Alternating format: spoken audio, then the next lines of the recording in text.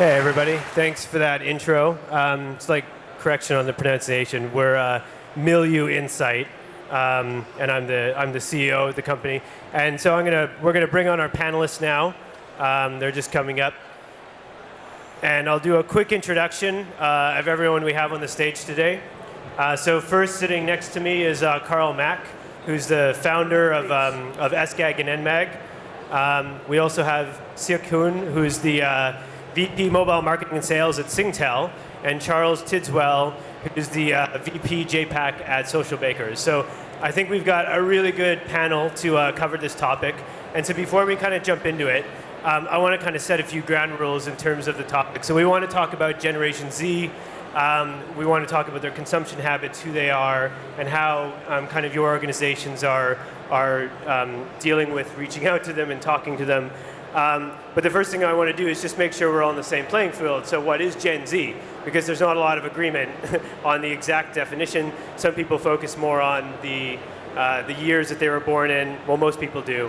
But generally, for the sake of this discussion, broadly I'll say that they're individuals that were born between 1995 and 2010, which generally puts them in the age range of 9 to 23, roughly. So they're that generation, followed by Gen Y, which would be your kind of 25 to 39-year-olds. So that's kind of the level playing field. And the second kind of rule that I have is that you don't all have to agree with each other. So obviously be respectful, but if you have a difference in opinion, which I'm sure you will, feel free to voice it.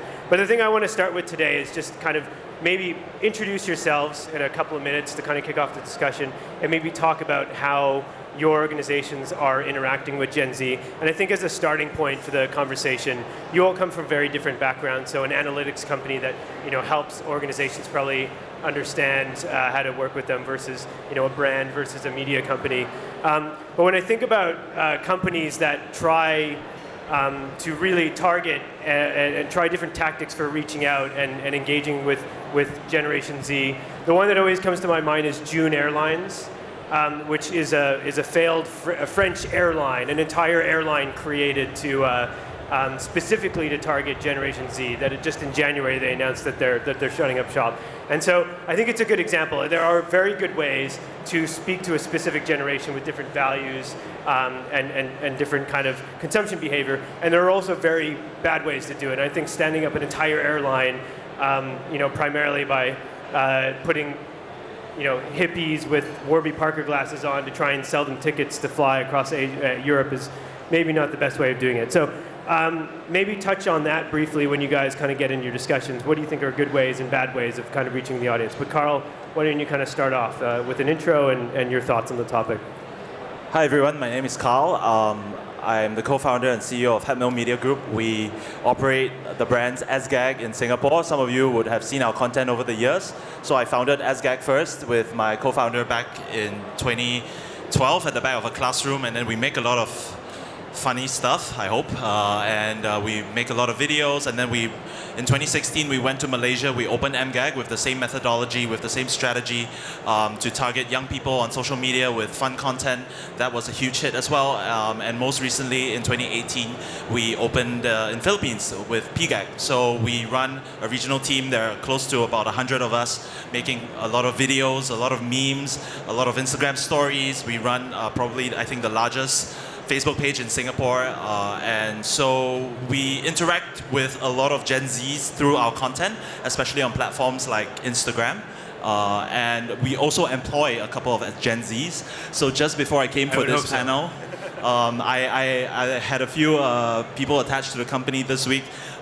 They were 15 years old, and my youngest employee is around 18 years old. There are a whole bunch of them below 20, 23-ish. So there's a whole bunch of them that work with us. I interact with them on a daily basis, and so that's my sort of interaction with this conversation. Thanks. Siok. Good afternoon, everyone. My name is Siok Hoon, and I'm the Vice President of Mobile Marketing and Sales at Singtel. I'm very happy to be here today to be talking about one of my favorite topics, all about the customers. Now, Singtel, being the largest telco in Singapore, we serve more than 4 million customers, and they range from millennials to the Gen Z. And despite us being a 140-year company, I assure you we are still very hip. And we are very much in touch with our customers, be them the young ones or the younger ones. Recently, we launched GOMO, which is an all-new digital mobile product targeted at the millennials and Gen Z. And for the non-millennials, GOMO stands for Get Out More Often. So GOMO is all about giving customers value, ease, and freedom. And it's been very well received by this generation of customers, helping us to generate one sign-up every 3 minutes. So going forward, we all know that Gen Z is going to be the next consumer powerhouse, and we will increase and accelerate our engagement with this generation of customers. Good afternoon. I like to consider myself a Gen Z from last generation. It helps me feel young. Stephen, you were talking about the certain age range of Gen Zs, and I suddenly realized that I have 2 Gen Zs at home. And that worries me. So I look after the interests of Socialbakers across Asia Pacific. We're a social media marketing solution, so it's a SaaS product. And we help brands, many of them are here today, understand more about their audiences within the social ecosystem and what content is appealing to those audiences and what sort of interest those audiences have, so the engagement with those consumers can be a lot more tailored and a lot more specific. And my interaction with Gen Zs, like Karl, I also hire them, and I work with them, and I educate them, and I train them, and I put up with a lot of stress from them at home. Great. So Gen Z are people too, is basically. But one of the things I want to kind of go a bit deeper on as well is like your definitions of what really define them. So beyond the core age bracket, the 9 to 23-year-olds, maybe in terms of their attitudes or their actual consumption behaviors, what do you find actually really defines them? And I know that's a tricky question because what defines them in Singapore is going to be different from what defines them in Malaysia, different cultures and different values. So, you're welcome to kind of tackle that question globally or locally. But Siok, do you want to start off with that? What really defines Gen Z attitudinally or kind of beyond the age break? Are their consumption habits drastically different? So I want to share 2 observations about Gen Z. The first one being the fact that their media consumption is mobile first. So let me share some stats with you guys. What we have found is that Gen Z on average, daily, they spend about 2 hours on social media, 2 hours on communication apps, and about an hour on music and videos. So if you look at the top 5 apps that they use, they are WhatsApp, Telegram, Instagram, YouTube, as well as music apps like Spotify. And when we look at their data consumption, on average, on a month, they use about 10 gig of data, which is about 30% higher than a millennial. And that is why we created GOMO, which is a mobile product with large data bundles to cater to this group of customers. The second observation about this group of customers is that they are very well informed, okay? And they are true digital natives. So being very well informed, they are also very self-aware, and they want to improve the world that they live in. So they are constantly on a quest and a need to know more information and asking the whys and the hows. So through our interaction with them on GOMO, when they talk to our GOMO chat agent, most of the time they already know what the issues are. So rather than just fixing the issue, it's equally important for them to know the whys and the hows of how it happened. And we are constantly explaining it to them, as well as getting their inputs on how we can improve the product and co-create it together with us. 2 quick follow-ups on that. First, the first data points you were mentioning, can I ask where those are from? Are those actual behavioral data? Actual usage behavior that is analyzed on an aggregated basis. The next question is, do you find at Singtel that the customer engagement, the expectations from Gen Zers is a lot different in terms of they don't want to email Singtel, they want to talk to a chatbot on Messenger, or just in general, are they engaging with the brand a lot differently than you're used to? Well, I think a lot of people think that Gen Zs only want to be online, but what we have found is that they just want things to be instant. it's not necessarily about being online. They live in a borderless world and they move between online and offline quite seamlessly.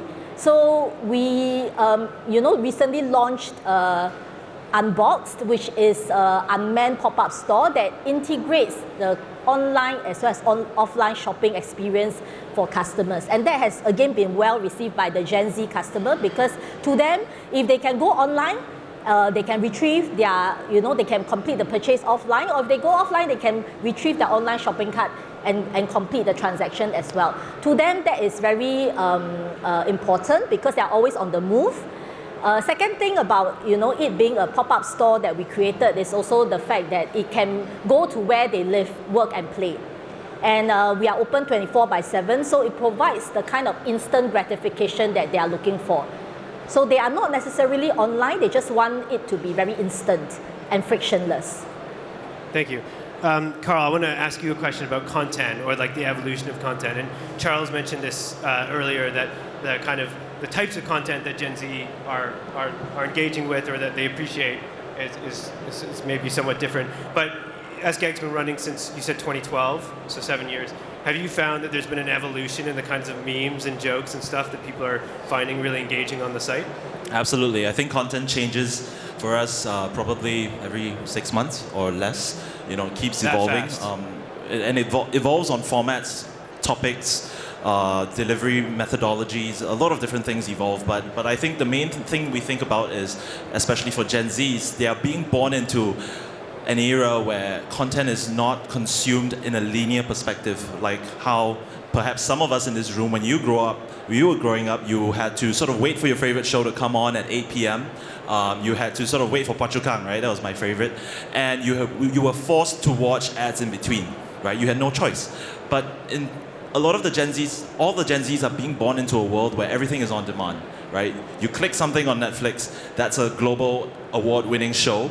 You go onto your favorite YouTuber who's unboxing something, everything is almost instantaneously, right? You don't have that patience, they don't have that patience to sort of wait for the plot to develop, wait for the show to run to the climax and decide for yourself whether it's a good show or not.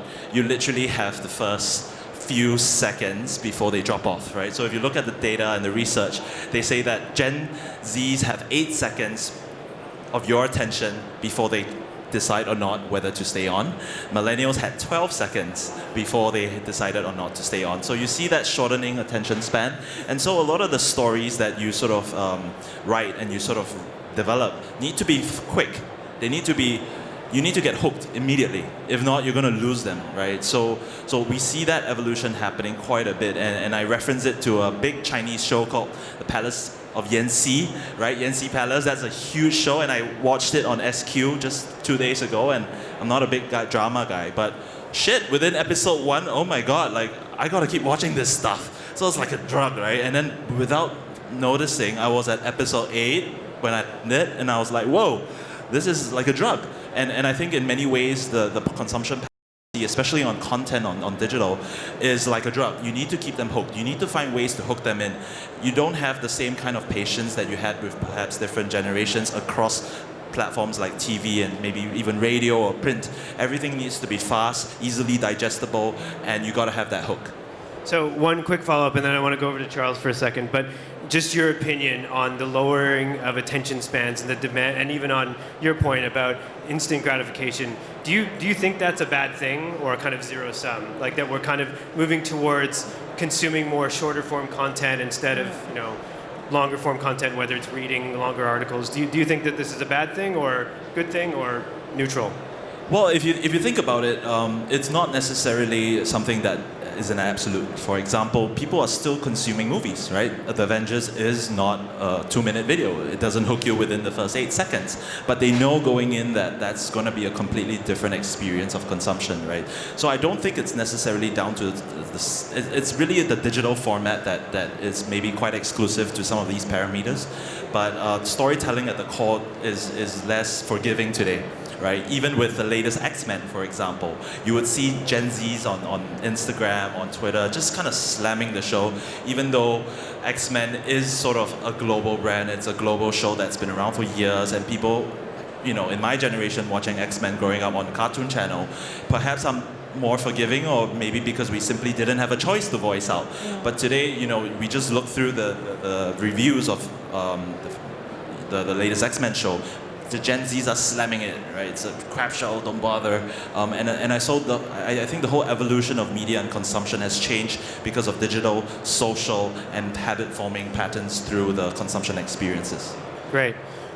Charles, feel free to add that if you like, but the question I wanted to ask you is, I know that Socialbakers has a lot of data on the consumption across lots of different mobile platforms, and there's been this narrative that's been kind of creeping up again and again over the years that Facebook is a kind of dead platform for these users, but at the same time, Facebook's ad revenues continue to just kind of smash it every single quarter. What are you finding? Are you finding that there's some truth to that, or that that Facebook is just the everyone platform? Yes or no? And do you find that there are other social, like mobile platforms or social networks that they're using, and are they fairly nomadic? Like there's another panel I was on. So the panelist was talking about how they're jumping to different platforms quite a bit. So Vine died, but then Musical.ly and TikTok, they're quite kind of ephemeral. So what are your takes on that? Yeah, before I answer that, and that was a long question, I might ask you to remind me of it again. Can I just address some Please things do, that yeah. Karl talked about? And this is what I see with my kids at home, right, more than my customers, because my customers aren't Gen Z. They're more demanding. I don't think they're impatient any more than anyone else ever is. We've all become very impatient. And it's not Gen Zs themselves, it's how Gen Zs see their parents using media. And I think that's often something that we forget about. I was talking to my wife about this last night, and I said, shit, honey, how we use our phones now is very different. And our kids see that, and then they start to replicate that. They don't ask to watch TV anymore, they want to see the iPad. They've got music on demand, they'll do something through Sonos. Or even now they won't ask me or my wife a question, they'll go, okay, Google, tell me this question or answer this question for me. And that actually scares me. As a father, it makes me feel redundant. And that's something that I need to work on and have my own little okay, Google in the background. This whole thing around attention spans, and I think Sir Martin talked about it yesterday, I didn't hear it, but one of my colleagues talked about it, was that they're creating video for L'Oreal, which is around 1.6, 1.7 seconds. Some of you in the room might have heard that. And I'm thinking, hey, you might as well just take a screen grab of anything and just put it up there, because, sorry, I tend to swear a lot. I personally think that's bullshit.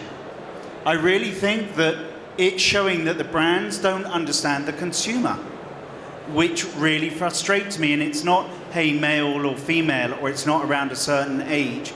There are so many digital breadcrumbs now that every one of us is leaving within our a digital footprint that they know, advertisers know so much about us. And they know it's not about demographics, it's about interest. But the challenge for so many brands here is that they don't really understand how to engage with those interests. And they're still doing these blasts and and then this will tie in, we'll do the segue into your question in a minute. But they're just doing these generic blasts, and they don't really want to understand what is their audience and what is their interest audience. I buy an Audi car, fine, I buy an Audi car, but I might have kids, they might be of a different age, or I might like cycling, or I might like skiing, or not in Singapore, but on a broader context. And so then these brands need to understand how to communicate to me, not what I purchased, but what I'm interested in now, 6 months, 12 months. And I think that's why we see the engagement levels drop to this 1.7 seconds, because they know very quickly, hey, this is too bland, this is too broad, I don't care, I'm moving on to something else, to try and find that something else. It's not that they have these small attention spans, it's that they're hungry for information which is relevant to them, because they know so much and they know more than my parents. So now to the question you asked. Look, we often report on Facebook earnings and they go through the roof, and Facebook's Q1 was phenomenal, right? They've never had anything like that. A lot of that is being driven by Instagram. We're not necessarily seeing a decline on usage on Facebook, not at all. Whether the Gen Zers are using Facebook less, possibly. Whether they're using Instagram more, most definitely. Whether they're using stories significantly more, most certainly yes. And we can talk more about stories later and bring that up into the conversation. And yeah, they are shifting to Musical.ly and to TikTok and to Vine and to these other platforms where they feel that they can have a little bit of control. But if I was an advertiser, that would really start to concern me in a number of different ways, because as an advertiser, I start to lose control over my message. And advertisers need to be a bit more relaxed on that. Thank you. Siok, Hoon, I want to talk to you a little bit about gaming, because our company has some stats on the different generations and their kind of interaction with gaming. And so we run online surveys, which apparently in the last panel people are not a fan of. But we have a series of data points where we asked our audience, do you consider yourself a regular gamer? We didn't prime or prompt them aside from that. We didn't say, do you play consoles? We just said, do you consider yourself a regular gamer? And when you look at the Gen X's, which is like, I think 40 plus, it's definitely, it's a smaller proportion. It's like 45% of the total population, and there's a big gender divide. Then when you look at Gen Y, which is, I think, 25 to 39, more people say they're gamers. And when you get to Gen Z, based on our research in Singapore, 80% of that age cohort consider themselves regular gamers, and the gender divide completely disappears. It's 50-50. And so I think a lot of that is not driven by like more people playing console games, but mobile games. And so, and I see it every day. I go on the train, I see people playing PUBG Mobile kind of everywhere. And is this something you're seeing? So you had some really interesting stats at the beginning around usage. Do you see gaming apps really kind of climbing up in that generation? Well, first and foremost, I want to address the Facebook question. You know, Facebook remains one of the top 10 apps that the Gen Z continue to use. So it may not be in the top 5, but it's still in top 10. So I think it is still important, albeit that it may be declining. On gaming, yes, we do see an increasing trend towards more of these Gen Z people using gaming as a way of them, you know, to spend their time. And that's why even in Singtel, we are venturing into gaming as a business. So I think, you know, like we said, this group of customers are the next consumer powerhouse, and we really need to be in touch with them and look at how their behaviors are evolving and be able to stay relevant to them. Can you give us a little teaser in terms of how Singtel is investing more in gaming? Are you building gaming apps? Are you incubating gaming startups? I think that some of you may be aware that we have already launched PvP esports, player versus player esports event last year, and we have also sponsored some gaming teams within Singapore. Late this year, there will be something more exciting coming up. I can't say more than that, so stay tuned. There will be more exciting things coming up where we are moving up the value chain for gaming. So are you going to be playing? I will try to learn and make myself relevant by end of the year. Well, Karl, actually, I wanted to get you to follow up on that. Is gaming something that you're seeing? It's always been there for SGAG. It's been part of the culture of the content that you create, or is it changing? So, I mean, maybe to the Facebook question, since everybody wants to talk about Facebook first, right? Literally before I came for this event, I gathered all the Gen Zs who were sitting right in front of me. There were like maybe 6 of them, and I said, look, how many of you use Facebook? And nobody raised their hands, right? And I'm like, whoa. Then I'm like, but why do you have Facebook accounts? Oh, it's because the company uses Messenger. Birthday notifications. No, because they need to talk to me. So I'm the oldie in the room using Facebook, and they need Messenger to talk to me, right? So I'm like, oh, because of me, that's why you're on Facebook. So all of them are on Instagram, on YouTube, and a lot of the content that they consume is gaming content, right? Which is probably on a platform like Twitch as well. We see a lot of interest in that area with live streaming, and I think these things happen so quickly. So if you think about the evolution of PUBG, which first came out, it was a storm, it was a hit, and then PUBG Mobile, and then we saw Fortnite sort of just boom, shoot out of nowhere and just completely dominate that space, and is still dominating, especially with the Gen Z space, where the dances where the players were doing went viral, and then you had all these athletes on NFL and NBA doing those dances. So it spread like wildfire, starting from the Gen Zs, right? And then you had Apex Legends just sort of boom out of nowhere, and so we see these trends again. The evolution of gaming timeline of each game has shortened so quickly. You can be playing PUBG every day for maybe 3 months, but suddenly you throw it away and then you're playing Fortnite every day for 3 months, and then you're on Apex Legends next. So we see, again, a kind of behavioral patterns being quite different from the previous generations, where you would be on your console and you play Final Fantasy for 1 year, literally, right? And so a lot of that is also evolving into video-based content, where, again, maybe just 5 years ago, if you had the notion of watching somebody play games on YouTube for a couple of hours is kind of a strange concept, but today it is one of the biggest sort of esports economies in the world, where people consume so much content on live streaming platforms of gamers playing games, and definitely that's something that I think defines the generation of Gen Z, where, like you mentioned, everybody is invested in gaming one way or another, regardless of gender, because I think, again, the mobile technology has just shot up so quickly in the last couple of years that everybody has access to really great graphics with a phone that has amazing chips that can handle all this processing speeds. So that's, I think, that defining Gen Z in a way. I want to talk a little bit about influencer marketing for this generation, but I want to dig a little bit deeper into the Facebook component, because everyone likes to talking about it. But there's obviously the challenge of I guess, comes back to the metrics that we're looking at in terms of, Facebook's revenue. They're killing it. In terms of the number of user accounts, it's pretty steady that they're creating. In terms of the time spent, that might be the one that you're kind of seeing perhaps differences among Gen Z versus others. But the reason why I think the question is, some brands, whether they have apps or they have different digital channels, they'll need help to know what kind of metrics they should be looking at to see whether, whether they're losing market share to one generation or another. So what are your thoughts? And maybe, Charles, you can start there. Like, this is broadly across channels, but how can people who own digital assets get past vanity metrics and find the right measures to figure out whether they're, succeeding or not in terms of engaging Generation Z? There are some times when I wish you wouldn't ask me the hard questions first, and that was one of them. You're the social analytics guy. I think from what we see, that brands need to be very agile with the metrics and the KPIs that they analyze. And those KPIs and those metrics change across all the different platforms. So if you're doing Insta stories, you might be looking at tap forwards, tap backs, and different types of reach metrics, and if you're doing something in Facebook. And I think for brands, and I thought about this a lot.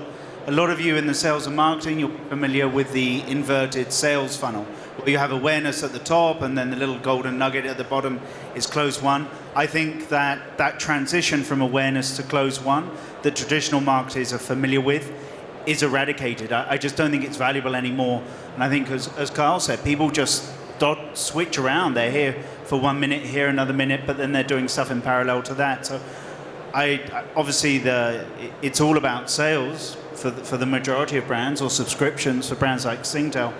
But I just think the number of metrics has got a lot more complex for the majority of marketeers. And you just maybe need to focus on a few home metrics. Great. Got a few minutes left. We do want to get to some audience questions, but I want to spend at least 1 or 2 minutes on influencer marketing. And Siok, Hoon, maybe you can tackle this one.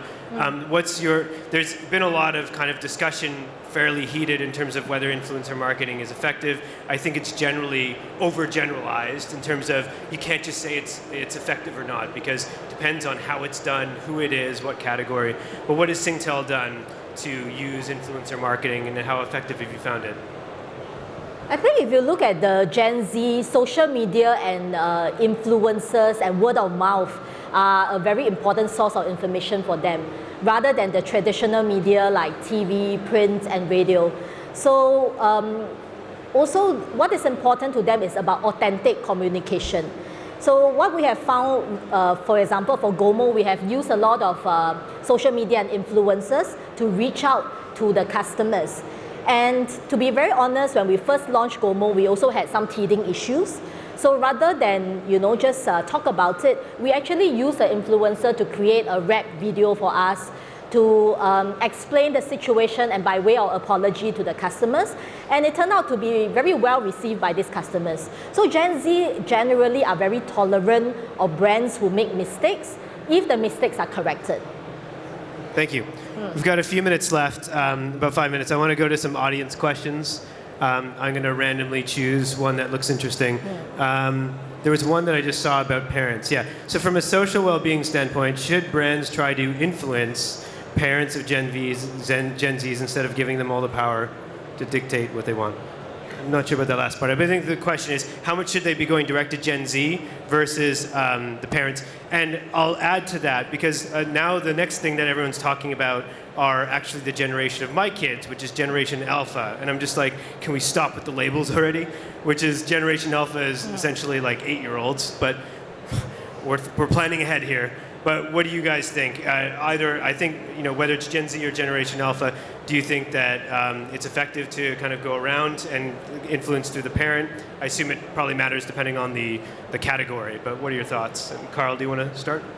So I have a 3-year-old son, and just looking at his consumption patterns, he is learning how to get on YouTube, get on Netflix, watch his favorite show on Paw Patrol, and my kids love Paw Patrol too. Yeah, Nickelodeon did a great job on that, and Yeah. I think the whole idea is that they're growing up in a generation where literally the age where they're getting access to a global source of information through Google, through YouTube, is unprecedented, right? If there's any problems that they face, it's getting on Google, it's going on YouTube, right? I have this story where a friend of mine had a younger brother. He was just a first year junior in school, in university, and he took his dad's Ferrari, went on YouTube, learned how to drive a Ferrari, and drove the Ferrari to school while his dad was away. And you can essentially learn anything you want on YouTube or Google, right? There's so much information out there. So to me, it's reaching out to the generation directly because they know so much. They know more than their parents, right? As you mentioned earlier, hey Google is the first thing instead of hey dad, right? Because Google probably has better facts and unbiased perspectives. No, I don't need to eat this because Google says it's perfectly healthy. It's perfectly okay to eat that. I don't need to listen to you anymore. So I think that's going to change a lot of the ways parenting is done. Honestly, I think it's going to change a lot of ways that marketing is going to be done to this generation because they know so much at such a young age, more than any previous generation, right? So I think that's going to be the key difference. Anyone want to add to that? If not, I can follow. Yeah, I don't think you need to communicate, right? It's not about communicating at them or to them. It's about communicating with them, and that's a fundamental shift. And if you're communicating with that generation, at the same time you're communicating with the parents of that generation, because the parents of that generation wants what's best. I see my kids, okay, Google, turn on YouTube, whatever, turn on Netflix. They're past that Paw Patrol age, thank God. I feel sorry for you. There's a lot of horrible stuff coming down your pipeline, but it's you've got to work with them and not at them. And for marketers, it's a significant shift. Great. We've got about 2 minutes left, so what I want to do is maybe some closing remarks. So maybe each of you, in about 30 to 40 seconds tops, otherwise I'm going to get in trouble, just kind of sum up, what do you think, what's the biggest takeaway? So for anyone that's kind of starting their journey and trying to create a marketing and comms plan that's going to be more tailored and targeted to whether it's Gen Y, Gen Z, what would be your number one tip? Like, where do they start? And Karl, why don't you start? I'm just going to tell a story, and hopefully you can link it back to your product, your company. So a 15-year-old friend of mine was in the US, Singaporean kid. He went to the US, stayed at an Airbnb. While he was moving Airbnbs, he had gone on Amazon, delivered something to his next Airbnb, and while driving to his next Airbnb, while the parcel was waiting for him, he was on SeatGeek with a promo code buying tickets to the NBA Finals. That's a 15-year-old done all on mobile. So think about that power, think about that user journey. It's completely different from what we're used to right now, and that's only going to get better. Thank you. Siok. I think at the core of Gen Z and in fact Gen Alpha is about this manifestation for individual identity. So it's very important for companies to be able to leverage on some of the most valuable asset that they have, which is data about the customer. How do we use data to create insights and to create personalization for the customer while protecting data privacy? That's very important. And in short, Gen Z are tough customers. They want companies and businesses to build deeper engagements with them. So to me, it creates a unique opportunity for companies to be able to create that deep engagement, strong bond, and then ultimately win their hearts and minds. Thank you.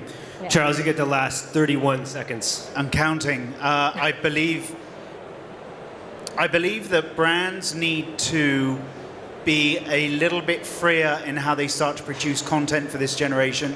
We see that with Insta Stories. It's up for 24 hours and then it's gone. I think it's more about a audience interest and less production, and I think that's key, and to do it more frequently. Thank you. Karl, Siok, Hoon, Charles, thank you so much. I learned a lot from this discussion. Please give them a round of applause.